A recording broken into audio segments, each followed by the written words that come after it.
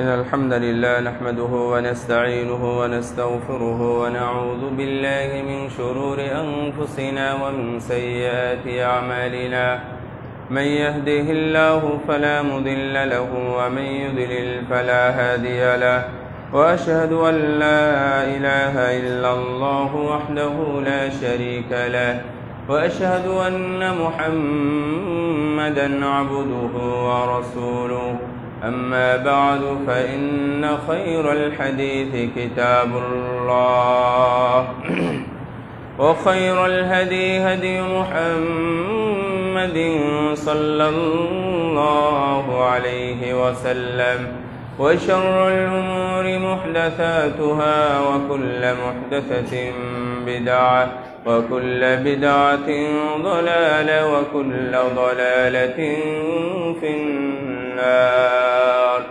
فقد قال الله تعالى في كلامه المجيد والفرقان الحميد: أعوذ بالله من الشيطان الرجيم. بسم الله الرحمن الرحيم. يا أيها الذين آمنوا قوا أنفسكم وأهليكم نارا وقودها الناس والحجارة عليها ملائكة غلاظ شداد لا يعصون الله ما أمرهم ويفعلون ما يؤمرون.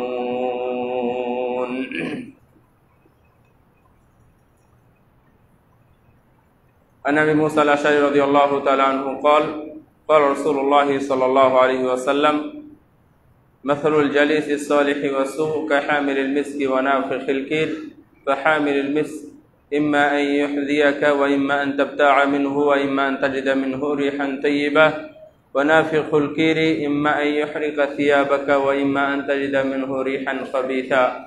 رواه مسلم. وعن أبي هريرة رضي الله تعالى عنه قال: قال رسول الله صلى الله عليه وسلم: كل مولود يولد على الفطرة فأبواه أن يهودانه أو ينصرانه أو يمجسانه كمثل البهيمة تنتج البهيمة هل ترى فيها جدعة. رواه البخاري. প্রশংসা মহান রব্বুল আলামিনের জন্য, যার অশেষ মহিমায় অশেষ মেহেরবানিতে আমরা আজকে জুমার সালাতে মসজিদে একত্রিত হতে পেরেছি। আল্লাহ দরবারে শুকরিয়া তান জানাই, আলহামদুলিল্লাহ।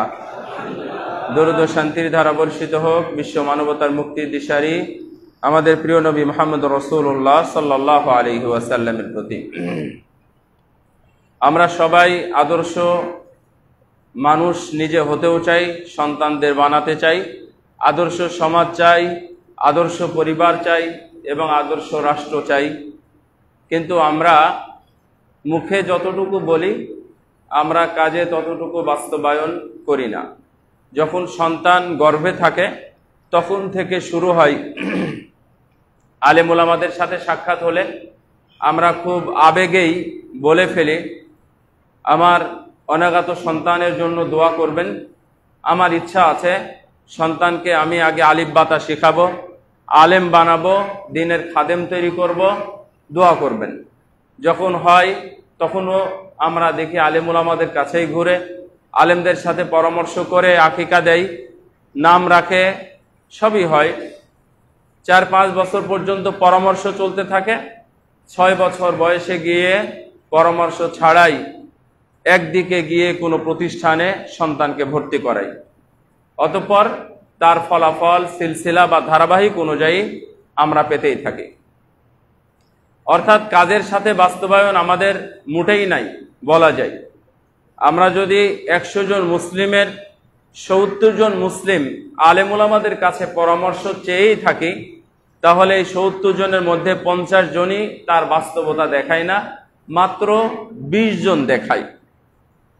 আর বাকি 30% মানুষ আলেমদের সাথে পরামর্শের প্রয়োজন বোধই করে না।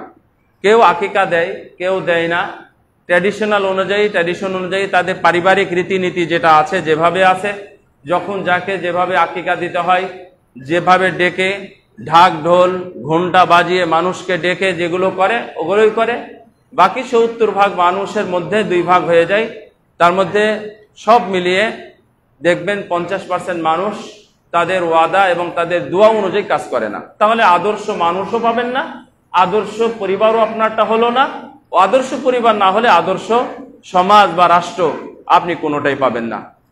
এজন্য আমরা মা বাবা হিসাবে আমাদের কি করণীয় আদর্শ সন্তান গঠনে, সমাজ গঠনে, আমি সেই বিষয়ে একটু আপনাদের দিক নির্দেশনামূলক কিছু কথা বলবো ইনশাআল্লাহ।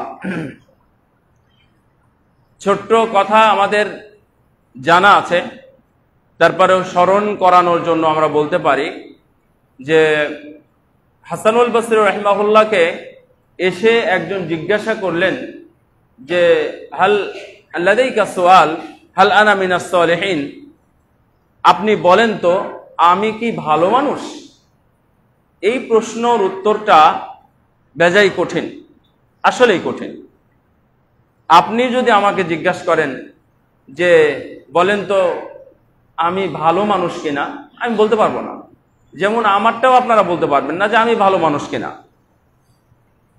হাসানুল বসরি অনেক বড় মুহাদ্দিস, সাহাবীদের পরশ পেয়েছিলেন অনেক, এবং অত্যন্ত পরহেজগার একজন রাবি, মুহাদ্দিস, ফকিহ, বিদ্বান একজন ছিলেন। উমর রাদিয়াল্লাহু তাআলা আনহু থেকে শুরু করে ওসমান, আলী ইবনে আবি তালিব সহ আবু হুরায়রা প্রায় অনেক সাহাবীকে তিনি পেয়েছেন। তিনি উত্তর দিয়েছিলেন যে ইন তাদউ লিওয়ালিদাইকা ফাআনতা ওয়ালাদুন সালিহ লিহাদিসিন নবী সাল্লাল্লাহু আলাইহি ওয়াসাল্লাম আনতা ওয়ালাদুন সালিহ ইয়াদউ লাহু ওয়ালাদুন সালিহ ইয়াদউ লাহু। তুমি যদি মা বাবা, দেখেন কঠিন, জবাবটা খুবই কঠিন, আমি আপনি হয়তো বের করতে পারবো না, কিন্তু উনি হাদিস অনুযায়ী একটা জবাব দিয়ে দিলেন যে তুমি যদি মা বাবার জন্য দোয়া করে থাকো তাহলে হাদিস অনুযায়ী তুমি একজন ভালো ছেলে। আপনারা বুঝতে পারেননি কথাটা? আপনি যদি মা বাবার জন্য দোয়া করেন তাহলে হাদিস অনুযায়ী আপনি ভালো মানুষ। আলহামদুলিল্লাহ। মা বাবার জন্য দোয়া করেন? মা বাবার জন্য দোয়া করি আমরা মরার পরে 2-4 দিন, 5 দিন অথবা 1 মাস, ম্যাক্সিমাম আমরা মা বাবাকে ভুলে যাই। অথচ মা বাবার জন্য কিছু করা, শুধু দোয়াটাই নয়, কিছু যেটা করা আপনারা বুঝেন, এই করাটা সন্তানের উপরে নফল, সুন্নাত, ফরজ, ওয়াজিব যা আছে সবই তার জন্য প্রযোজ্য।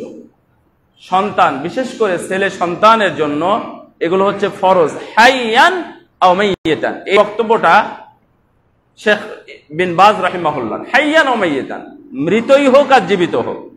তাহলে দেখেন হাদিস অনুযায়ী আমরা সবাই ভালো ছেলেদের অন্তর্ভুক্ত হতে পারি যদি আমি আমার মা বাবার জন্য দোয়া করে থাকি।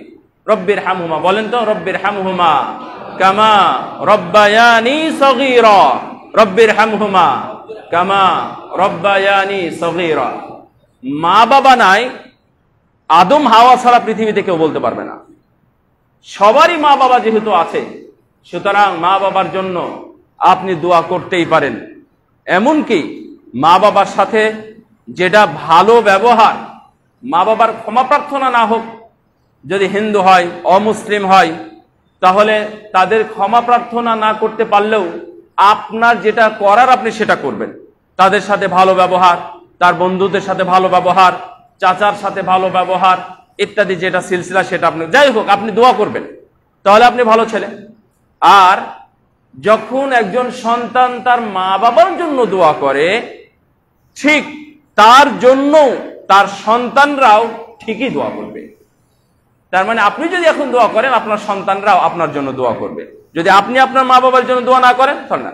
তারপরে শেষ হয়নি জবাব, ওয়া ইল্লা ফালা, তার মানে তুমি যদি মা বাবার জন্য দোয়া না করো, তুমি সালাত, সিয়াম, হজ, যাকাত ইত্যাদি আরো কিছু তুমি করো, আমি তোমাকে ভালো ছেলে বলতে পারবো না, ভালো ছেলে নও। এখানে একটা সুন্দর জবাব আমরা হাদিস অনুযায়ী পেয়ে গেলাম যে আমরা ভালো ছেলে। তো ভালো ছেলে, ভালো সন্তান, সৎ মানুষ আমরা হলাম। হওয়ার পরে আমি আমার সন্তানের জন্য কি করতেছি, বা আমার উপরে কি করণীয় ছিল আমার সন্তানকে ভালোভাবে মানুষ করার জন্য। রাসূল সাল্লাল্লাহু আলাইহি ওয়াসাল্লাম বললেন, কুল্লু মাউলুদিন ইউলাদু আলাল ফিতরাহ, দুনিয়ার সব সন্তানই ফিতরাত মানে ইসলাম কল্যাণের উপরে জন্মগ্রহণ করে। আপনি যত সন্তান আছে সবাই ভালো হিসাবেই জন্মগ্রহণ করেছে। তারপরে তার মা বাবা তাকে ইহুদি বানিয়েছে, খ্রিস্টান বানিয়েছে এবং মূর্তি পূজক বা অগ্নি পূজক বানিয়েছে। তার মানে মা বাবার কারণে সন্তান খারাপ হয়ে যাচ্ছে, সন্তান আল্লাহদ্রোহী হচ্ছে, সন্তান আল্লাহকে ভুলে যাচ্ছে, সন্তান দিনহীন হয়ে যাচ্ছে, সন্তান তার নবীকে চিনতে পারতেছে না। এটা হচ্ছে মা বাবার কারণ। তার মানে আপনি যেটা দিবেন শিক্ষা, সন্তান সেটাই শিখবে। আর যদি আপনি শিক্ষা দিতে ব্যর্থ হন তাহলে শুধু দুনিয়াতেই ব্যর্থ নয়, আখেরাতেও আপনার ব্যর্থতার গ্লানি, ব্যর্থতার বিশাল বোঝা আপনার ঘাড়ে চাপা পড়বে। আমরা এটা কেউ চাই না। সন্তান কষ্ট করে জন্ম দিয়েছেন, লালন পালন করেছেন, হাজার নয়, লক্ষ নয়, অগণিত টাকা, যেখানে কোটি টাকার হিসাব করেও মা বাবার কষ্টটা কিনা যায় না। তার মানে কোটি টাকা নয়, আপনি বিলিয়ন বিলিয়ন টাকা পয়সা, আপনার কষ্ট, আপনার রক্ত, ঘাম, এগুলো দিয়ে আপনি সন্তানকে বড় করে এই সবগুলো যদি জাহান্নামে যাওয়ার কারণ অথবা বোঝা হয়ে যায়, তাহলে ওই সন্তান জন্ম দেওয়ার চাইতে না দেওয়াই আপনার জন্য ভালো ছিল। সন্তান থাকতো না, আপনার অমানুষও জন্ম হতো না, অমানুষ তৈরি হতো না। তাহলে কিয়ামতের দিন অন্তত সন্তানের কারণে জবাবদিহির বা মুখোমুখি হতো না। তার মানে সন্তান যেহেতু জন্ম দিয়েছেন, আপনি বাবা হয়েছেন, সন্তানকে আদর্শ হিসাবে আদর্শ সন্তান করে দুনিয়াতে রেখে তারপরে মৃত্যুর প্রস্তুতি গ্রহণ করেন। যদি না করেন, দুনিয়াতে আপনার ভয়াবহতা আছে, আপনি মুখোমুখি হবেন। আর দুনিয়াতে হন আর না হন, আপনি আখিরাতে অবশ্যই আপনাকে হতেই হবে, কারণ আপনি আপনার সন্তানকে ভালো কিছু আপনি শিক্ষা দিতে পারেননি। এই জন্যই সন্তান জন্ম দেওয়াটাই শুধু আপনার সার নয়। কুল্লু মাউলুদিন ইউলাদু আলাল ফিতরা। ফিতরা এক নাম্বার অর্থ হলো, স্বাভাবিক অর্থ হলো স্বভাব, মানে ভালো। স্বভাব মানে হচ্ছে ইসলাম, কল্যাণ, এর উপরে জন্মগ্রহণ করেছে একজন আপনার সন্তানকে। আপনার ঘরের সন্তান, আপনি যাকে জন্ম দিয়েছেন বা আপনার ঘরে যে জন্ম হয়েছে, সেই সন্তানকে যদি আপনি জঙ্গলে রেখে আসেন, তাহলে ও মানুষের ভাষা না শিখে পশু পাখির ইশারার ভাষা শিখবে। ও যদি কোনো আরব দেশে যায়, সন্তান ভূমিষ্ঠ হয়েছে বাংলাদেশে, মা বাবা বাঙালি, এই সন্তানকে যদি আপনি কোন আরব দেশে আরব মানুষের কাছে রেখে আসেন, তাহলে ও কখনো আমি, তুমি, আপনি এগুলো না শিখে আনা, আন্তা, হুয়া এগুলো শিখবে। ও আরবি শিখবে, পুরোটাই আরবি শিখবে। যদি আপনি কোন ইংরেজ পরিবারে রেখে আসেন, তাহলে ইংরেজি শিখবে। তার মানে আপনি নিজেই প্রমাণ, আপনি নিজেই বুঝতে পারতেছেন যে আপনার সন্তান জন্মের সময় ঠিক ছিল, আপনার কারণে হয়তোবা খুনি হয়েছে, আপনার কারণে হয়তোবা সন্ত্রাসী হয়েছে, আপনার কারণে হয়তোবা মদখোর, জুয়াখোর, অথবা বিড়ি সিগারেট খোর, অথবা বেনামাজি বেঈমান হয়েছে, তাওহীদ মুক্ত হয়েছে, সুন্নাহর আদর্শে সে চলাফেরা করে না, বেদাতি হয়েছে, অথবা শিরকের আড্ডাখানায় গেছে। মা বাবার জন্য যথেষ্ট কারণ রয়েছে। কামাসালিল বাহিমা, একটা বাছুরের দিকে তাকাও, একটা ছাগলের বাচ্চার দিকে তাকাও, ওর কি কানকাটা জন্ম হয়? যখন জন্ম হয় তখন কি কানকাটা থাকে না। এটা একটু কমে গেছে এখন, আগের সময় খুব বেশি ছিল। ভয় করলো, পড়ে যাচ্ছে, কাঁপতেছে, অসুখ হয়েছে, ভালো হচ্ছে না, কান কেটে রক্ত বের করে রক্তটা কলার পাতায় বা কোনো কিছু দিয়ে ওকে খাওয়াই দাও, ভালো হয়ে যাবে। এই শিরকি একটা কায়দা আকীদা ছিল। আর এই কান কাটা হয়েছে মানুষের কারণে, জন্মের কারণে নয়। সন্তানও ভালোভাবে হয়েছিল, অস্ত্র ধরেছে, গুলি করেছে, ওটা হয়তো বা আপনার কিছু সহযোগিতা ছিল, না হলে সমাজের সহযোগিতা ছিল, বন্ধুদের সহযোগিতা ছিল, শাসকদের সহযোগিতা ছিল। এই জন্যই এই পর্যায়ে চলে গেছে। আপনারা খেয়াল রাখবেন, যদি মা বাবা আদর্শ সন্তানের মা বাবা হতে চান, তাহলে এখন থেকে আপনাকে খেয়াল রাখতে হবে। রাসূল সাল্লাল্লাহু আলাইহি ওয়াসাল্লাম বলছেন, মানুষ যখন মারা যায় সব আমল, আজকে সালাতে এসেছেন, হেঁটে হেঁটে এসেছেন, আসার সময় দান করেছেন, যাওয়ার সময় দান করবেন, তারপরে ভালো কাজ করেছেন, মানুষকে সহযোগিতা করেছেন, তারপরে মানুষের সাথে ভালো কথা বলেছেন, দাওয়াতি কাজ করেছেন, আজকে কোরআন তেলাওয়াত করেছেন, সূরা কাহাফ পড়েছেন, ইত্যাদি যত কল্যাণকর কাজ আছে। আর আজকে যদি আপনার নিঃশ্বাসটা বন্ধ হয়ে যায়, তাহলে আপনার এই সমস্ত আমল বন্ধ হয়ে যাবে। কিন্তু রাসূল সাল্লাল্লাহু আলাইহি ওয়াসাল্লাম বলছেন তারপরেও 3টা আমল মানুষের জারি থাকবে। এটা আমাদের জানা কথাগুলো আমি আপনাদেরকে আবার রিপিট করতেছি, যেন আমরা একটু ব্যবস্থা নিই আমাদের সন্তানের জন্য। তার মধ্যে সাদাকা জারিয়া, যেটা আমাদের জানা আছে, এই যে মসজিদ, এই যে মাদ্রাসা, এতিমখানা, ফ্যানগুলো আপনার টাকায় কিনা আছে, ঘুরতেছে মাথার উপরে, স্বাচ্ছন্দ্যে সুন্দরভাবে আপনি সালাত আদায় করতেছেন, নেকি পাচ্ছে যিনি মুসল্লি, এই মুসল্লির সমান নেকি পাচ্ছেন যিনি ফ্যান দিয়েছেন। এই ফ্যানের টাকা যিনি দিয়েছেন তার খাতাতেও, তার নেকির খাতাতে সমান নেকি এখন পর্যন্ত লেখা হচ্ছে। সুবহানাল্লাহ। আপনি যে টাইলস দিয়েছেন, যে টাইলসের উপরে সেজদা দিচ্ছেন, আপনার টাকায় কেনা টাইলসে যারা যারা দিয়েছেন, তারা যারা দিয়েছেন, যিনি সেজদা দিচ্ছেন, সেজদা দিয়ে যতটুকু নেকি অর্জন করছেন, যিনি দিয়েছেন তিনিও সেজদা না দিয়ে ততটুকু নেকি অর্জন করতেছেন। এগুলো হচ্ছে সাদাকা জারিয়া। টিউবওয়েল দিয়েছেন, অথবা আপনি কোনো পানির পাম্প লাগিয়ে দিয়েছেন, অথবা কোনো ফিল্টার লাগিয়ে দিয়েছেন, পানি পান করতেছেন, এটা সাদাকা জারিয়া চলতে থাকবে যতদিন এক ফোঁটা পানি, কোনো কাক হোক, কোনো পশু প্রাণী অথবা মানুষ যাই হোক না কেন, এক ফোঁটা পানিও যদি কোনো প্রাণী খায়, তাহলে ও যতটুকু বলে আলহামদুলিল্লাহ বলবে, যতটুকু নেকি অর্জন করবে, যিনি এটা দিয়েছেন, ব্যবস্থা করেছেন, তিনি ততটুকু নেকি অর্জন করবেন। এটা হলো সাদাকা জারিয়া। আর অনেক আছে, এটা আপনারা জানেন। একটা কোরআন দিয়ে দিয়েছেন, কোরআন মানুষ পড়তেছে, কোরআন কিনেছেন আপনি 250 টাকায়, 300 টাকায়, উনি যিনি পড়লেন, তিনি পড়ে হয়তোবা 10,000 নেকি উনি কামাই করেছেন। আল্লাহর কসম, হাদিস অনুযায়ী, এটা ইবনে মাজাহর হাদিস, সহিহ মুসলিম আছে, ইবনে মাজাহ আছে, কি মুসহাফান ওয়ার রাতা, ওটাও ইবনে মাজাহ, ওটাও আবু হুরায়রার হাদিস। ওখানে 6টা আছে আর এখানে 3টা আছে।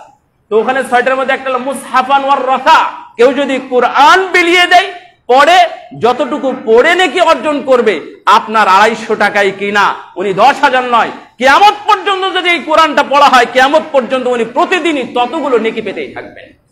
হেফজখানায় কোরআন কিনে দেন, মাদ্রাসায় কোরআন কিনে দেন, দেখবেন আপনার সাদাকা জারিয়া চলতে থাকবে। 2 নম্বর ইলম, আপনি বক্তব্য দিয়েছেন, দার্স দিয়েছেন, বই লিখে গেছেন, ইলম জাতির জন্য, আপনার সন্তানের জন্য রেখে গেছেন, ইলমটা চলমান আছে। আপনি আপনার সন্তানকে আলহামদুলিল্লাহ শিখিয়েছেন, আপনারা বলেন আলহামদুলিল্লাহ। সন্তানকে শিখান, তাহলে সন্তান এখন নয়, ও কিয়ামত পর্যন্ত, ওর মৃত্যু পর্যন্ত আলহামদুলিল্লাহ বলতে থাকবে। আল্লিমু আওলাদাকুম সূরাতাল ফাতিহা। উস্তাদ ডক্টর সুলাইমান রুহাইলি বলেন, আপনি আপনার সন্তানকে উস্তাদ নয়, কোনো মাস্টার নয়, আপনিই শিখান সূরা ফাতিহাটা।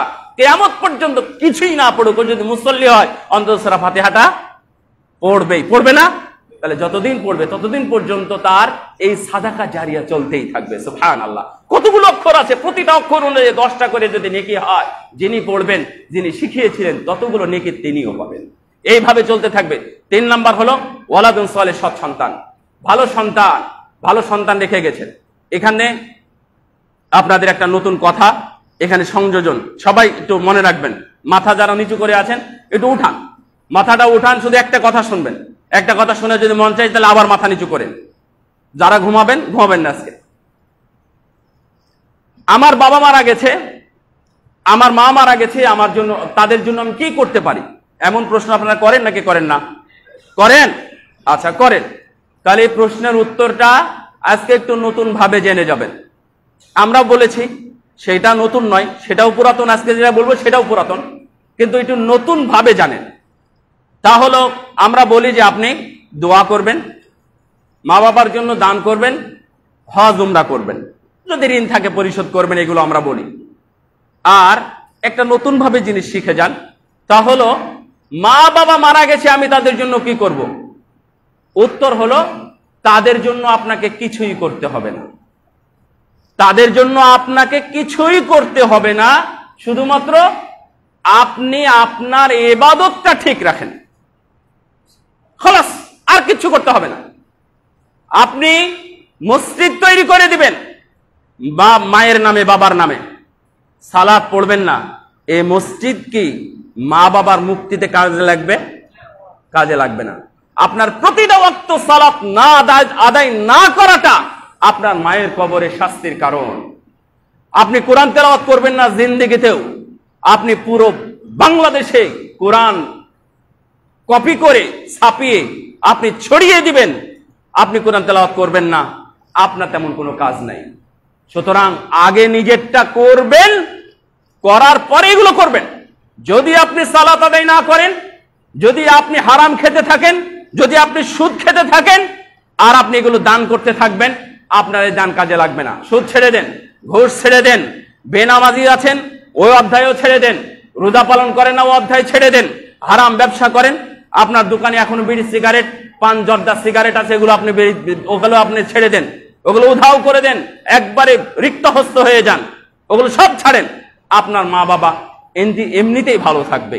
আপনি কাউকে খাওয়ান আর না খাওয়ান, আপনি যদি কাউকে সালাম দেন আসসালামু আলাইকুম ওয়া রাহমাতুল্লাহি ওয়া বারাকাতুহু, তাহলে আপনার কয়টা নেকি হবে? বলেন কয়টা নেকি হবে? 30টা নেকি হবে।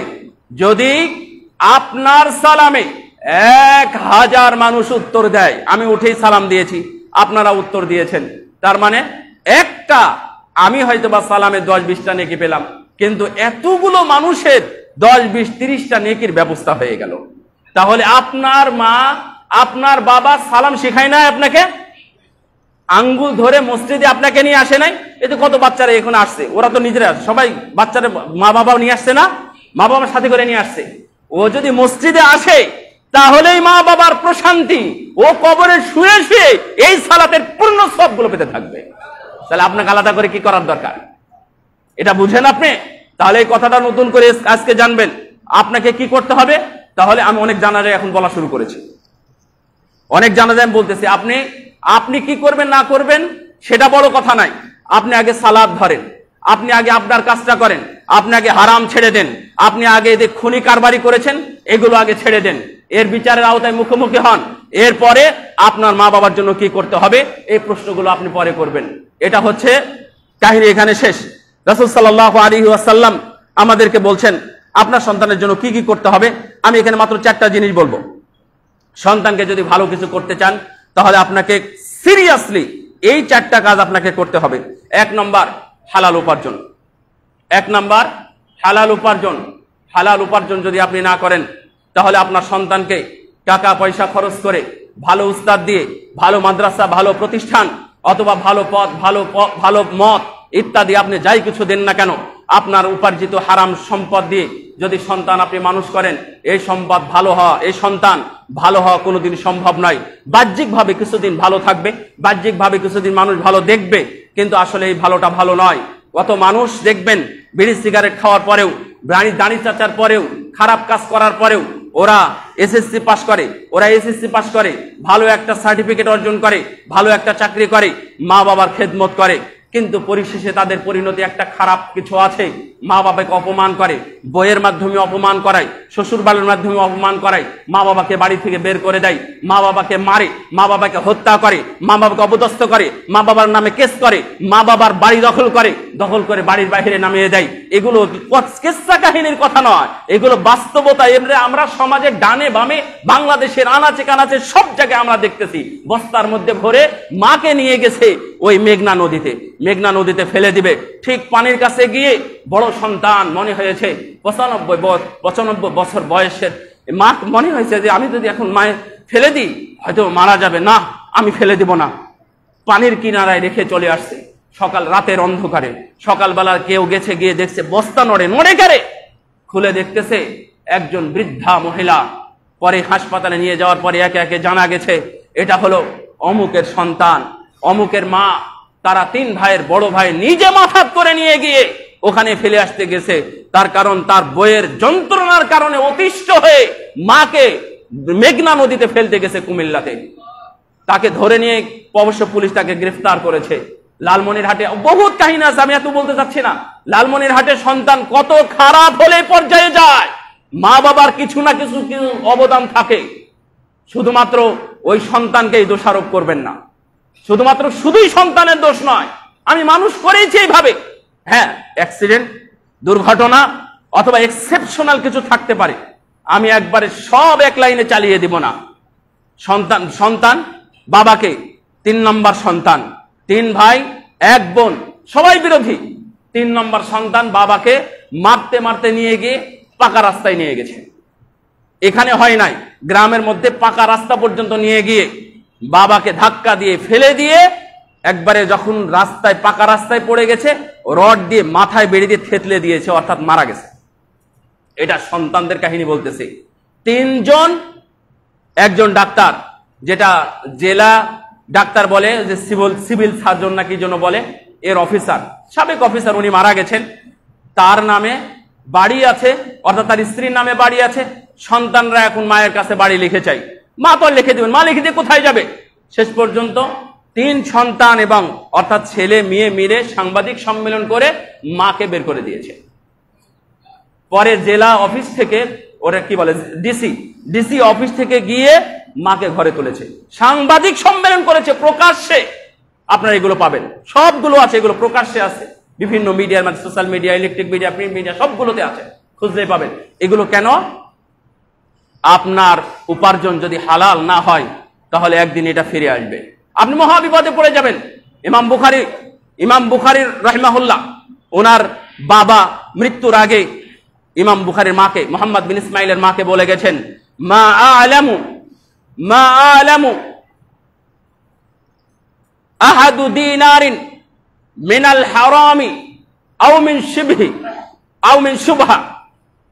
আমার জানা মতে আমার ইনকামের মধ্যে, আমার উপার্জিত ধন সম্পদের মধ্যে একটা দিনার, একটা দিরহাম বা একটা টাকাও হারাম নাই। আমি যা উপার্জন করেছি সবই হালাল। সুতরাং এই টাকা দিয়ে তুমি মুহাম্মদকে পড়াশোনা করিও, এতেই তার বরকত হবে। এই জন্য ইমাম বুখারীর জীবনে খুঁজে পাবেন না উনি কোথাও জায়গির খেয়েছেন কিনা, কারো বাড়িতে উনি খেতে যান নাই। যখন খাবার পান নাই, না খেয়ে থেকেছেন, উনি তরকারি ছাড়া, মশলা ছাড়া 21 বছর খেয়েছেন, 21 বছর থেকেছেন। যখন কোনো আলো পান নাই, মানুষের বাড়ির আলোতে উনি লেখেন নাই। কেন জানেন? ওনার ইতিহাস পড়বেন, জীবনীটা পড়বেন, জীবনীটা পড়লে বুঝতে পারবেন। মানুষের বাড়ির আলোতে লেখে নাই। কেন? ওই বাড়ির আলো যেটা জ্বলতেছে, কেরোসিনের তেল আছে বা জাত দিয়ে চালাচ্ছে, এটা হালাল নাকি হারাম আমি তো জানি না। সুতরাং লাইলাতুল কমার উনি যে কয়েকদিন পেয়েছেন, এখানে আপনাদের খতিব আছে, শেখ হাবিবুল্লাহ আছেন, উনি বলতে পারবেন। উনি বড় বড় এইরকম মোটা মোটা তারিখুল কাবির, তারিখুল আওসাত, তারিখুস সাগীর, বড় বড় 3 খান কিতাব লিখেছেন শুধুমাত্র লাইলাতুল কমার তথা চন্দ্রের রাত্রে। যখন চাঁদের আলো পেয়েছেন, উনি লিখেছেন একবারে নিরঙ্কুশ কোনো কিছু, দিনের বেলা যতটুকু পেরেছেন লিখেছেন। তার কারণ উনি জানেন হারাম দ্বারা উপার্জিত কোন সম্পদ যদি আমার এর মধ্যে ঢুকে যায় তাহলে না, আমি কিছু করতে পারবো না। একদিনের ছোট্ট কাহিনী, আমি আপনাকে একটু কথাগুলো বলে যাচ্ছি, আপনারা জান করতে পারেন তাহলে বলবেন। আমি 1 নম্বর কথাটা যেটা বললাম সেটা হলো হালাল উপার্জন হতে হবে, তাহলে সন্তান ভালো মানুষ হওয়ার সম্ভাবনা আছে। শোনেন, অনেকের দাপট থাকে, সমাজে ভালো দাপট থাকে। 2 রকম দাপট, একটা হলো হারাম টাকার আর একটা হলো হালাল টাকার।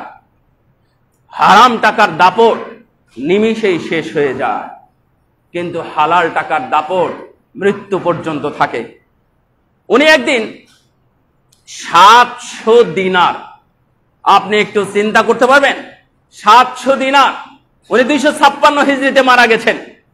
তার মানে আজ থেকে প্রায় 1200 বছর আগের কাহিনী। 700 দিনার নিয়ে উনি যাচ্ছেন পড়াশোনা করতে। থলের মধ্যে 700 দিনার আছে, চোর বেটা দেখে ফেলেছে 700 দিনার আছে, জাহাজে উঠেছে। চোর একটা অভিনয় করে তার কাছ থেকে কোনোভাবে ওইটা নেওয়ার চেষ্টা করেছে। তো হঠাৎ করে যখন মাঝ নদীতে গেছে, সাগরের মধ্যে গেছে, তখন বলছে আমার একটা টাকার ব্যাগ হারিয়ে গিয়েছে, তার মধ্যে 700 দিনার আছে, যদি আপনাদের কারো কাছে থাকে তাহলে দিয়ে দেন। এটা তো বড় মুশকিল, এটা তো 7 দিনার নয়, এখন 7 দিনারই তো প্রায় 7,500 টাকার বেশি, আরো অনেক বেশি। তাহলে 7 দিনার না, 1 দিনার সমান হচ্ছে 2,500 টাকা। তাহলে 7 দিনারই কত? তাহলে 700 দিনার মানে বহুত টাকা, কোটি কোটি টাকা। এই টাকাগুলো নিয়ে ইমাম বুখারী যাচ্ছিলেন পড়াশোনা করতে। এই কথা যখন শুনলেন তখন সবার মধ্যে খোঁজাখুঁজি শুরু হলো, যেহেতু এই বেটার টাকা হারিয়ে গেছে, টাকা তো খুঁজতে হবে। যখন ইমাম বুখারীর কাছে পাওয়া যাবে তখন ইমাম বুখারী কি হবে? মালিক হবে না চোর হবে? চোর হয়ে যাবে। ইমাম বুখারী লক্ষ লক্ষ হাদিস, 6.5 লক্ষ, প্রায় 7 লক্ষ হাদিস উনি আর্ন করেছেন, উনি কালেকশন করেছেন, মুখস্থ করেছেন, রাবি যাচাই বাছাই করেছেন। ঠিক এই সময় ওনাকে যদি চোর সাজানো হয় তাহলে তো উনি 7.5 লক্ষ হাদিস উনি হারিয়ে ফেলবেন। উনি মাঝখানে এক বুদ্ধি করে ফেলেছেন। এই বুদ্ধিটা কেউ দেখতেও পায় নাই, কেউ ধরতেও পারে নাই। খোঁজাখুঁজি শুরু হলো, শেষ পর্যন্ত ইমাম বুখারীর কাছে বলল, ইনার কাছেও থাকতে পারে, আমাকে ইনাকে সন্দেহ হচ্ছে, ইনার কাছে ভালো করে খুঁজেন। অনেক খুঁজলো কিন্তু পাওয়া গেল না। শেষ পর্যন্ত ওই চোর বেটাকেই চোর হিসাবে সাব্যস্ত করে তাকেই শাস্তির আওতায় আনা হলো, তাকে পিটন দেওয়া হলো। জিজ্ঞাসা করলো চোর, পরবর্তীতে লুকিয়ে লুকিয়ে এসে বলতেছে, আচ্ছা তোমার কাছে যে 700 দিনার দেখেছিলাম এটা কোথায় গেল? তো বেটা চোর, তুমি আমাকে 700 দিনারের বিনিময়ে আমাকে চোর সাজাও? তুমি জানো আমি 7 লক্ষ হাদিস মুখস্থ করেছি। এই 7 লক্ষ হাদিস 700 দিনারের বিনিময়ে আমি চোর সাজবো? আমার কাছ থেকে কেউ হাদিস নেবে না। বেটা আমি 700 দিনারই পানির মধ্যে ফেলে দিয়েছি। সুবহানাল্লাহ। আপনি চিন্তা করতে পারেন, হালাল এবং হারামের সংমিশ্রণ। ইমাম আহমদ বিন হাম্বলের জীবনীতে যদি আপনি দেখতে পান, যদি দেখেন জীবনীতে, কোনোদিন আপনি পাবেন না তারা হালাল হারামের সাথে কোনো আপোষ করেছেন কিনা।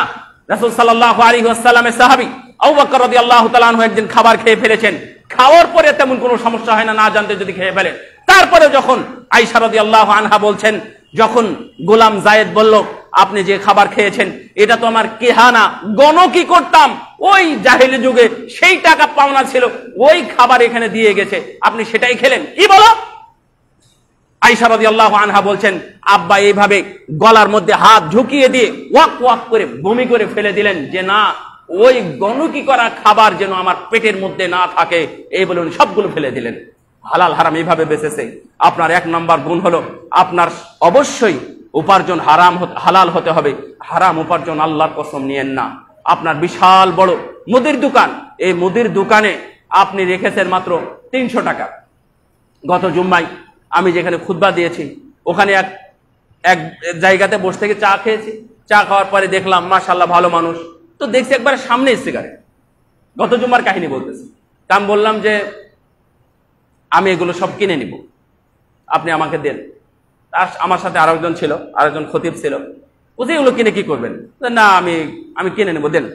শর্ত হলো যা আছে আমি সবই কিনে নিব, এরপরে আপনি বিক্রি করতে পারবেন না। তো বলছে যে আমি এরপরে ঠিক আছে, আমি বিক্রি করব না, এটাই আমার শেষ, আমি আর বিক্রি করবো না, আপনাকে কিনতে হবে না। আমি বললাম যে না, আপনি যেহেতু বললেন যে আমি আর বিক্রি করবো না এরপরে, তাহলে আমি এই ক্রেতা আমাকে দিয়ে দেন।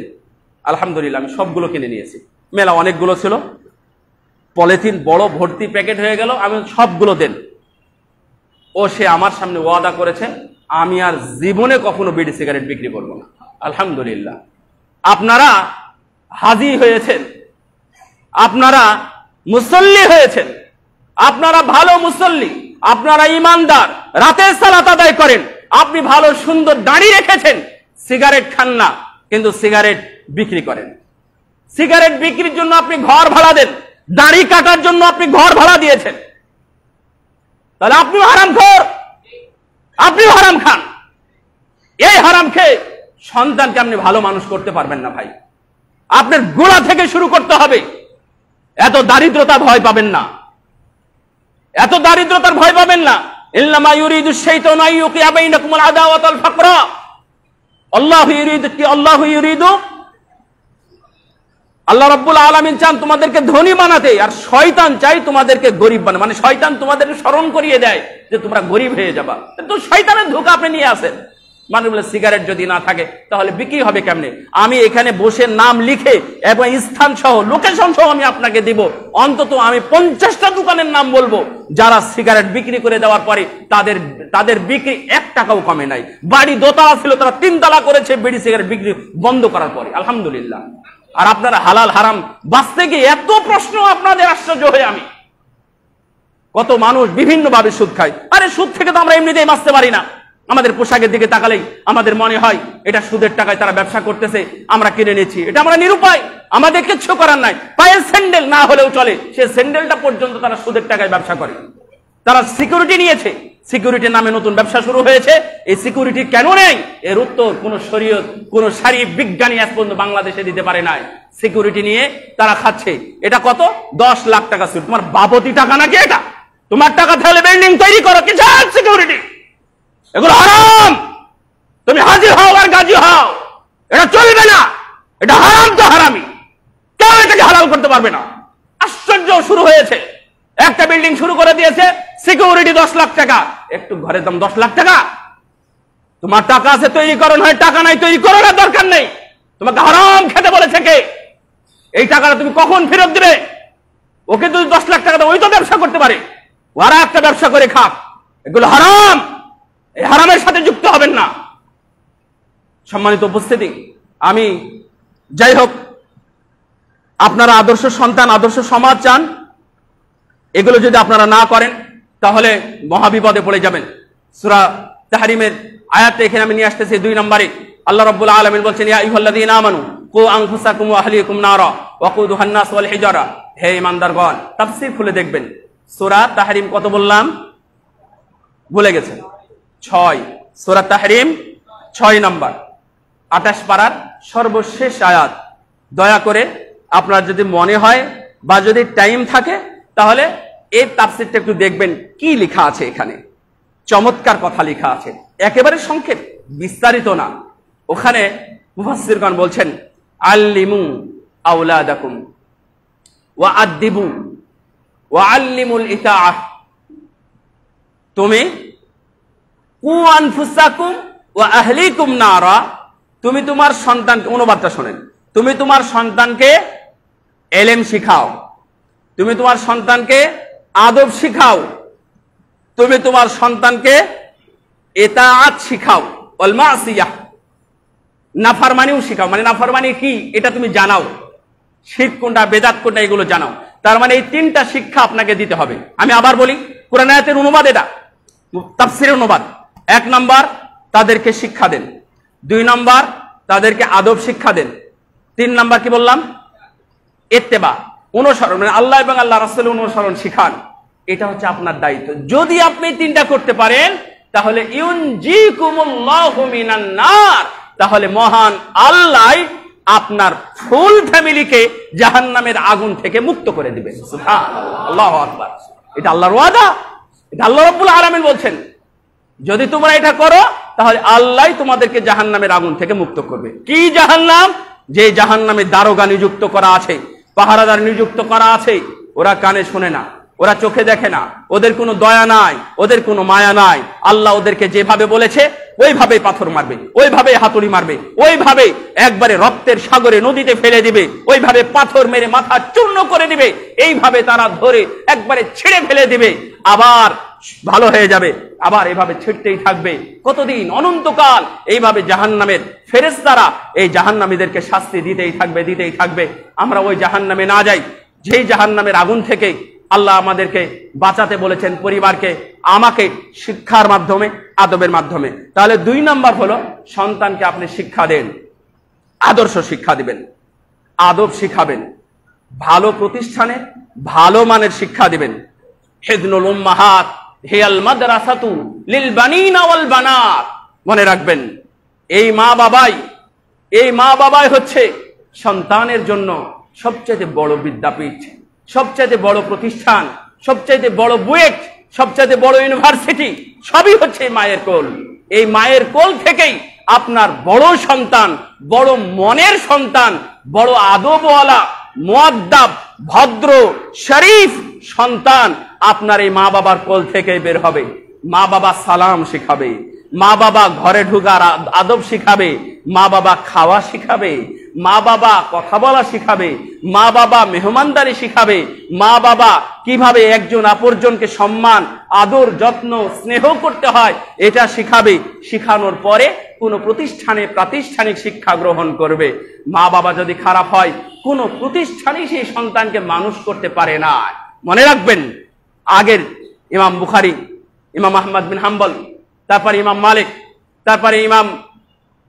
তারপরে সাহাবী আনাস বিন মালিক রাদিয়াল্লাহু তাআলা আনহু, সহ ইয়াহয়া ইবনে মাঈন, তারপরে আরো অনেক বড় বড় বিদ্বান তারা পরিবার থেকে শিক্ষা গ্রহণ করেছেন, পরিবার থেকে হাদিস শুনেছেন।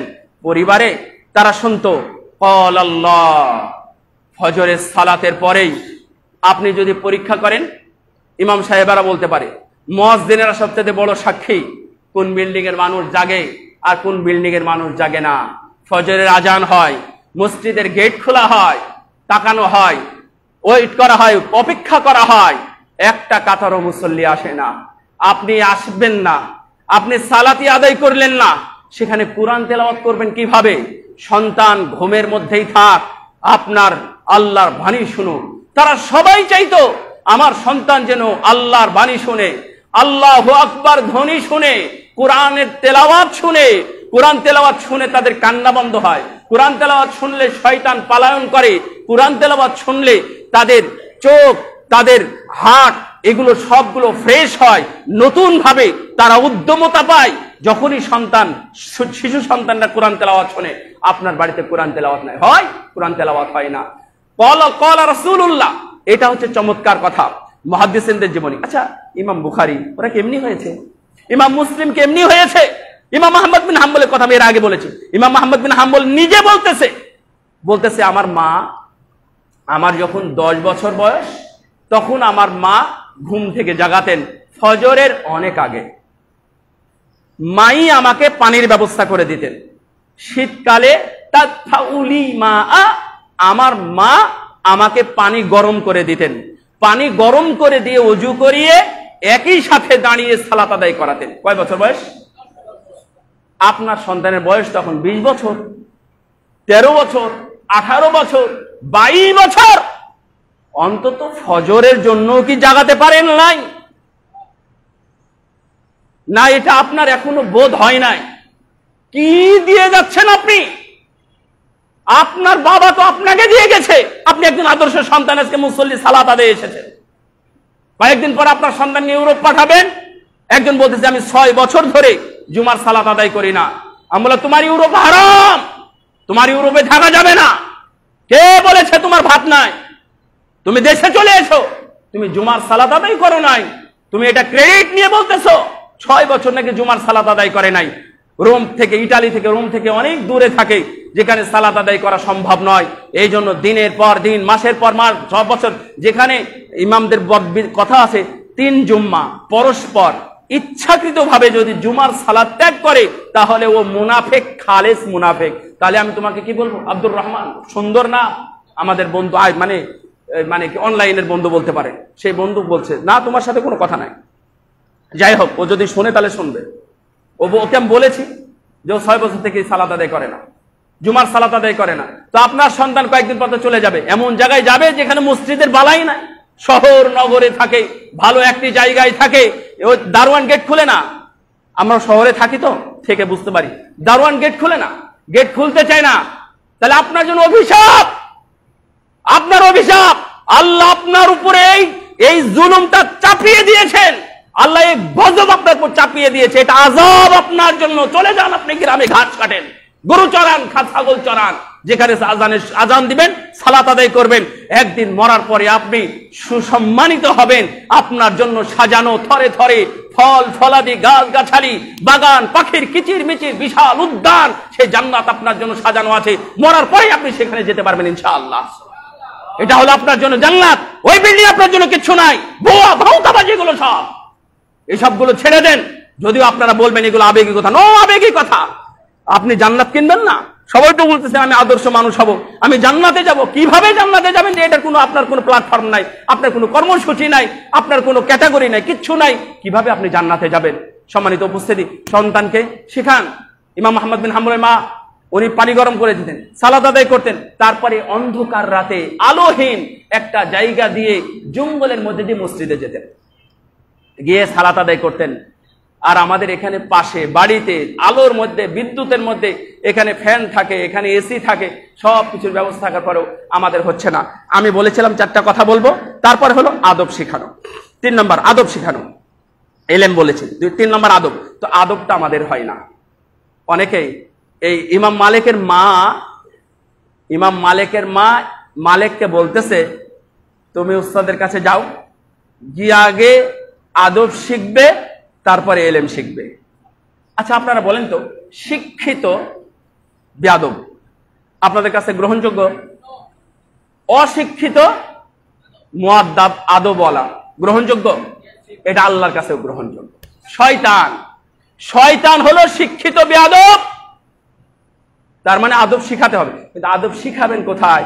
আদব তো বংশ থেকে আসে, আদব তো মা বাবার থেকে আসে, এটা শিখানো খুব মুশকিল। সুতরাং আপনি একটু মুআদ্দাব হন। অনেকদিন আগে 2017 সালে এপ্রিল মাসে শেখ আব্দুর রহমান আব্দুল আজিজ আসুদাইস উনি খুতবা দিয়েছিলেন। খুতবার মধ্যে উনি দারুণ কথা উল্লেখ করেছিলেন। অনুবাদ করতে গিয়ে দেখলাম উনি বলছেন, আপনি আপনার সন্তানের সামনে বেয়াদবি করেছেন। আপনার সন্তান মনে করছেন দেখে নাই, ওইটা আপনার সন্তানের মধ্যে আপনি একদিন পাবেন, কিন্তু আপনি তখন চড় থাপ্পড় মারতে যাবেন, ও আপনার লাঠি ধরবে, হাত ধরে নিবে, মানে আপনার সাথে বেয়াদবিটা শুরু করে দেবে। তখন বাপ চাচাকে ডাকবেন, দাদাকে ডাকবেন। সম্মানিত উপস্থিতি, তো এই আদব শিখাতে হবে। আদব যদি না শিখান তাহলে শিক্ষা দিয়ে তেমন কোনো লাভ হবে না। আজকে বড় বড় শিক্ষিত কিন্তু কি নাই? আদব নাই। আদব না থাকার কারণে বিপদ। 4 নাম্বার দোয়া করবেন। এই শুনেন, আপনারা কি দোয়া করেন সন্তানদের জন্য? দোয়া করেন না। কতদিন দোয়া করেন আমি জানি? রব্বি হাবলি মিনাস সালিহিন বলেন। সালেহিন কারা জানেন?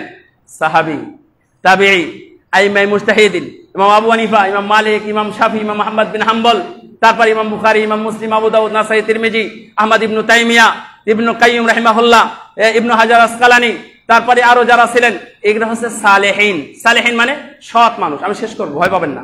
তাহলে 4 নম্বর দোয়া করা। আমরা দোয়াই করি না। তাহলে আপনার সন্তান, রব্বি হাবলি মিনাস সালিহিন মানে আল্লাহ তুমি আমার সন্তানকে সালেহিনদের অন্তর্ভুক্ত করো, সৎ মানুষদের অন্তর্ভুক্ত করো। সুবহানাল্লাহ। আপনি দোয়া করেন রব্বি হাবলি মিনাস সালিহিন। আবার বলেন রব্বি হাবলি মিনাস সালিহিন। ইব্রাহিম আলাইহিস সালাম দোয়া করেছিলেন, তাই না? ইব্রাহিম আলাইহিস সালাম, খুব গরম পড়তেছে আজকে, আল্লাহ যেন আমাদেরকে প্রশান্তি দান করেন, আমিন। ইব্রাহিম আলাইহিস সালাম দোয়া করেছিলেন, আল্লাহ তাকে এত ভালো সন্তান দিয়েছেন, আল্লাহ রব্বুল আলামিন 2 জন সন্তান 2 জনকেই নবী বানিয়ে দিয়েছেন। সুবহানাল্লাহ। রব্বি জালনি মুকিমাস সালাতি ওয়া মিন যুররিয়াতি। আল্লাহ তুমি আমার সন্তানকে নামাজি বানাও। আল্লাহ দেখছেন, নবী বানাই দিয়েছেন। জাকারিয়া আলাইহিস সালাম দোয়া করলেন, আল্লাহ তুমি আমাকে ভালো ছেলে দাও। দোয়া কবুল হলো তো হলোই, আল্লাহ নবী বানিয়ে পাঠালেন। মারিয়াম আলাইহিস সালামের মা, ইমরানের স্ত্রী, তিনি দোয়া করলেন যে উঈদুহা বিকা ওয়া যুররিয়াতাহা মিনাশ শাইতানির রাজিম। দেখেন দোয়া কিভাবে কবুল হয়। সুবহানাল্লাহ। বললেন যে আল্লাহ তুমি আমার সন্তান এবং তার সন্তান, মানে আমার সন্তান কে? মারিয়াম। আমার সন্তান মারিয়ামকে এবং মারিয়ামের সন্তানকে আমি তোমার দরবারে আশ্রয় দিয়ে দিলাম। আশ্রয় চাচ্ছি, তাদের অকল্যাণ থেকে তুমি তাদের রক্ষা করো। সুবহানাল্লাহ। তার দোয়া আল্লাহ এভাবে কবুল করেছেন। হাদিসে আসছে পৃথিবীতে 2 জন সন্তান জন্মের সময় কান্নাকাটি করে নাই, সেই 2 জনকে? ঈসা এবং তার মা। ঈসা আলাইহিস সালাম এবং তার মানে দোয়াটা খুবই ইফেক্টেবল, খুবই কাজে লাগে। বিদ্যুৎ আসছে? তাই আলহামদুলিল্লাহ। তো আপনারা সন্তানদের জন্য একটু বেশি করে দোয়া করবেন। একটা আমি করে আলেমুল আমাদের পাশে নিয়ে যাবেন। আমার এই 4টা পয়েন্ট ছিল। 1 নম্বর বললাম কি? হালাল। মনে থাকবে তো? কি চেষ্টা করবেন না? ইনশাআল্লাহ। আপনার এই গাড়ি বাড়িয়ে দিয়ে ভালো স্কুলে পড়িয়ে অমানুষ হলে ওই সন্তান আমার দরকার নেই, আমরা চাই না, চাই এরকম। তাহলে হালাল। 2 নম্বর কি বলেছি?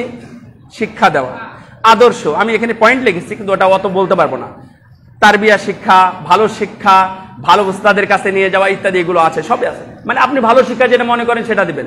তার মানে আলেমদের সাথে পরামর্শ করবেন, পরামর্শ করে তারপরে নিয়ে যাবেন। শিক্ষা দেওয়া। 3 নম্বর কি বলেছি? আদব শিক্ষা দেওয়া। এটা আমি এক্সট্রা কেন বলেছি? আদবটা খুবই গুরুত্বপূর্ণ, এই জন্য। 4 নম্বর হলো দোয়া করা। এটা আপনারা সম্পদের একটা উদাহরণ দিচ্ছি আমি ইনশাআল্লাহ কয়েক মিনিটের মধ্যে শেষ করে দেব। ছোট্ট কথাটা এখানে না বললে হবে না। সুলাইমান, মুকাতিল ইবনে সুলাইমান, উনি খলিফা মুতাসিমের কাছে গেলেন। যেই দিন উনার খলিফার খেলাফতের বায়াত হলো। সেদিন গেলেন, তো যাওয়ার পরে খলিফা বলতেছেন, উনি হলেন বিখ্যাত তাবেঈ, বলছেন যে আমাকে কিছু নাসিহা করেন, উপদেশ দেন। তো মুকাতিল ইবনে সুলাইমান বিখ্যাত আলেম তাবেঈ এবং উনি রাবি, বলছেন যে আপনাকে আমি কি উপদেশ দেব, কি নসিহত করব? আমি যেটা চোখ দিয়ে দেখেছি সেই উপদেশ দিব, নাকি যেটা শুনেছি সেটা বলবো? তখন বলছেন আপনি যেটা দেখেছেন চোখ দিয়ে সেটা দেন। তখন বলছে যে আমি দেখেছি, আমি একবার খুব সংক্ষেপে গল্পটা করে শেষ করে দিই। তো বলছে যে আমি দেখেছি উমর ইবনে আব্দুল আজিজ উনি 11টি সন্তান, না 12টি সন্তান, না কত টাকা, 12টি সন্তান রেখে গেছিলেন, 11টা হবে, 11টা সন্তান রেখে গেলেন, ছেলে সন্তান।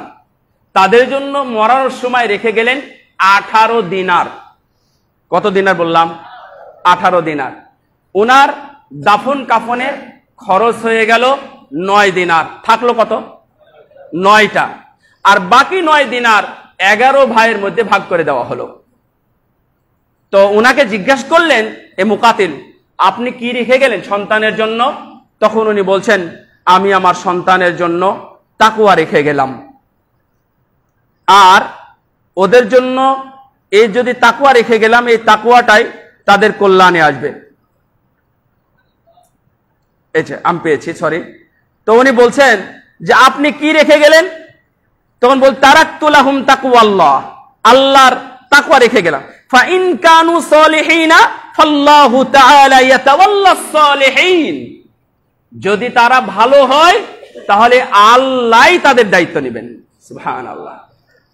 আর যদি আরেকজন হলেন যে আব্দুল মালিকের সন্তান, আব্দুল মালিকের সন্তান ওনারা রেখে গেছিলেন প্রতিটা, হিশাম ইবনে আব্দুল মালিক তারও 11 জন সন্তান ছিল, প্রতি সন্তানের জন্য রেখেছিলেন 1 মিলিয়ন দিনার। তার মানে 1 মিলিয়ন মানে 10 লক্ষ। এটা সবার জন্য নয়, একজনের জন্য 10 লক্ষ দিনার রেখে গিয়েছিলেন। তখন উনি বলতেছেন যে লাকাদ রাআইতু ফি ইয়াউমিন ওয়াহিদিন আহাদু আবনাই উমর ইবনে আব্দুল আজিজ ইয়াতাসাদ্দাকু বিমিয়াতি ফারসিন লিল জিহাদ ফি সাবিলিল্লাহ, আমি একদিন দেখেছি জিহাদের ময়দানে তাদের সন্তান, উমর ইবনে আব্দুল আজিজের সন্তান প্রত্যেকেই 100 করে ঘোড়া আল্লাহর রাস্তায় দান করতেছে। সুবহানাল্লাহ। 1 দিনারও তারা ভাগে পায় নাই, তাই না? তাকওয়া রেখে গেছিলেন, আল্লাহ তাদের দায়িত্ব নিয়ে 100 ঘোড়া দান করার ব্যবস্থা করে দেন। ওয়া আহাদু আবনাই হিশাম ইয়াতাসাওয়ালু ফিল আসওয়াক, আর দেখলাম যে হিশাম ইবনে আব্দুল মালিকের সন্তান, 11টা সন্তান, ওদের ঘাড়ে বস্তা নিয়ে ঘুরে বেড়াচ্ছে। বস্তা কখন নিয়ে ঘুরে বেড়ায়? ভিক্ষা করার সময় বা কামলা দেওয়ার সময় বস্তা নিয়ে ঘুরে, অর্থাৎ উনি বুঝাইছেন যে ভিক্ষা করতে। সুতরাং সম্পদের অহংকারী হবেন না, সন্তানের দিকে, সম্পদের দিকে তাকাবেন না। রাআইতু ইয়াজরি ওয়ারা আল মালি ফাল মালু তারিকুহু ওয়া রাআইতুন নাসা ইয়াবনিল কুসুরা ওয়াল কবরু মাসকানুহু, বিশাল বড় বড় বিল্ডিং তৈরি করে রেখে দিয়েছি, কবরে যা পড়ে আছে। গত সপ্তাহে ভদ্রলোক মারা গেল, উনি জার্মানি প্রবাসী মানুষ, তার মানে উনি হয়তো লক্ষ কোটি টাকার মালিক, হঠাৎ বিদ্যুৎ স্পৃষ্ট হয়ে কাকে খেতে দিতেছিল? কবুতরকে। কবুতরকে খেতে দিতে গিয়ে আমাদের এক দিনই ভাই, আমি খারাপ বলছি না, আল্লাহ যেন তারপর রহম করে, আল্লাহ যেন তাকে জান্নাতবাসী করে, আমিন। আমি বলতে চাচ্ছি যে কোনো সময় আপনার এই দুর্ঘটনা, যে কোনো সময় মৃত্যুর খবর চলে আসতে পারে। আপনি এত সম্পদের দিকে না নিয়ে তাকওয়ার দিকে যান, তাকওয়ার উপরে সন্তানদেরকে রেখে যান, ইনশাআল্লাহ দেখবেন আপনার বাড়িতে 4 ইমামের মধ্যে ভালো মানুষ জন্ম হবে। 4 ইমামের মধ্যে সবচাইতে দরিদ্র ছিলেন কে জানেন? কে? আহমদ বিন হাম্বল। 4 ইমামের মধ্যে সবচাইতে, ভিতরের পরেশগারিতে আমরা জানি না, কিন্তু আমরা উপরেরটা যেটা জানি, 4 ইমামের মধ্যে সবচেয়ে বেশি পরহেজগার হলেন ইমাম আহমদ বিন হাম্বল। 4 ইমামের মধ্যে সবচেয়ে বেশি হাদিস মুখস্থ ছিল কার? ইমাম আহমদ বিন হাম্বলের। 4 ইমামের মধ্যে সবচেয়ে এখন বেশি স্মরণ করা হয় যাকে, তিনি হলেন ইমাম আহমদ বিন হাম্বল রাহিমাহুল্লাহ। উনি 3 দিন 5 দিন 7 দিন ধরে পর্যন্ত খেতে পান নাই, এবং পুরো বাগদাদের, পুরো দেশের আলেম একদিকে, উনি হলেন একদিকে। একটু মানুষের তো ইতস্তবোধ থাকে না, সবাই তো এখন একদিক হয়ে গেল, আমি এখন কি করি? না, আমিও এক দলে যোগ হয়ে যাই, সরকারি দলের লোক হয়ে যাই। ইমাম আহমদ বিন হাম্বল হন না, বুঝতে পারলেন? একাই ছিলেন উনি এক পথে, আর আল্লাহ ওই একাই, একটাই আল্লাহ, একজন ব্যক্তিকে আল্লাহ সঠিক রেখেছিলেন, আলহামদুলিল্লাহ। ইনি হলেন ইমামু আহলি সুন্নাহ ওয়াল জামাআহ। আল্লাহ তাকে এত সম্মান এবং মর্যাদা দিয়েছেন। এই ধরনের অনেক অধ্যায় আছে, আপনার মুহাদ্দিসিরা তাদের বাড়িতে ছোট ছোট বাচ্চা, এতটুক নাই, 2 মাসের বাচ্চাকে ধরে নেন। উসমান একদিন খুতবা দিতে আসছেন, উসমান রাদিয়াল্লাহু আনহু। তখন হাসানুল বসরি ছোট মানুষ, তখন উম্মু খায়রা, উম্মু সালামা রাসূলের স্ত্রী, তাকে পাঠাইছে, যাও তুমি হাদিস শুনে আসো।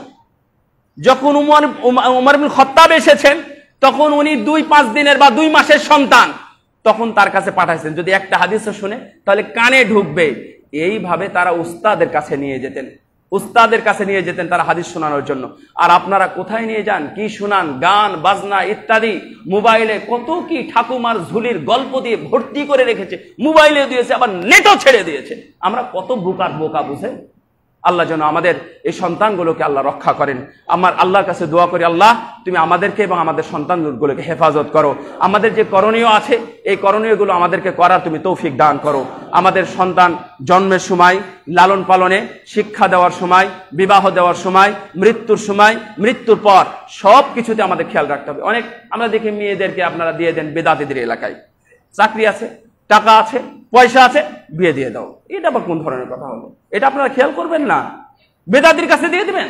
এত বুদ্ধিমান মানুষ আপনি, কতদিন হলে বিয়ে হয়নি, আপনি একটা গরিব মানুষের কাছে বিয়ে দেন, তাতে কি হয়েছে? বেকারের কাছে বিয়ে দেন। আমার 3 বোনকেই আমার আব্বা বিয়ে দিয়েছেন বেকারদের কাছে। আমার জানা মতে আমার শ্বশুর 6 মেয়েকে বিয়ে দিয়েছে, আমি সহ 6 জনই বেকার ছিল যখন বিয়ে দিয়েছে। আমিও বেকার, আমি ছাত্র ছিলাম, ছাত্র অবস্থা বিয়ে করছি। তো ওনাদের তো কোনো সমস্যা নাই, আপনি এত খুঁজতে যান কেন? ব্যাংকের চাকরি, কত টাকা বেতন, কি স্ট্যাটাস, কয় ভাই বোন, কি কি আছে না আছে, এগুলো দেখে কয় ওদের ননদ আছে কিনা, ওদের বিয়ে হয়েছে কিনা, এগুলো একবারে খারাপ। একান্নবর্তী পরিবার রাখেন, ভালো রাখেন, মা বাবার সাথে থাকুক, শ্বশুর শাশুড়ি থাকুক, ভালো থাকবে ইনশাআল্লাহ। আল্লাহ রাব্বুল আলামিন যেন আমাদের সবাইকে সন্তানগুলোর আদর্শ সন্তান বানানোর তৌফিক দান করেন। আমিন। ওয়া আখির দাওয়ানা আলহামদুলিল্লাহি রাব্বিল আলামিন।